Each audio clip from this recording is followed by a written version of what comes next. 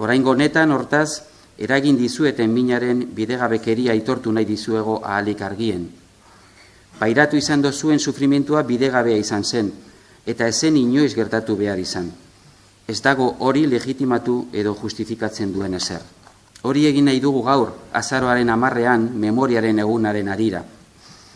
Hala beste aurrera pauso bat egingo dugu gure herriak iraganean jasan izan duen indarkeriarekiko memoria kritikoa bultzatzeko zedea duen konpromiso instituzionalean.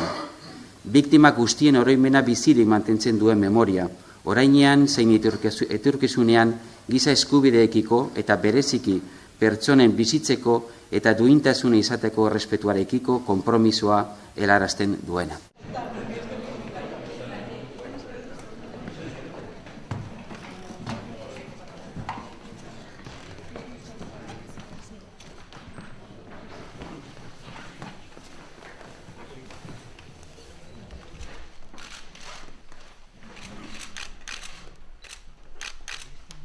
Solo quería daros las gracias por este reconocimiento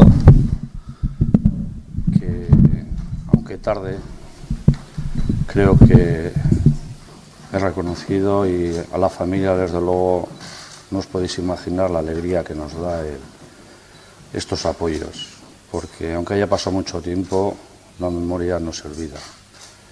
O sea que muchísimas gracias, y gracias también al al barrio de Romo, que durante todos los años nos hemos estado recordando, y quería agradecérselo también.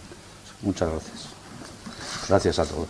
Eskerrik asko, Manolanda Getxoko alkatea eta udaletxe guztiari, eskerrik asko omenaldi honegatigatik, Eusko Jaurlaritzari bai berak egin duen guztiagatik, eta oso garrantzitsua da guretzako omenaldi hau egitea, eta memoria ez ahaztea guretzako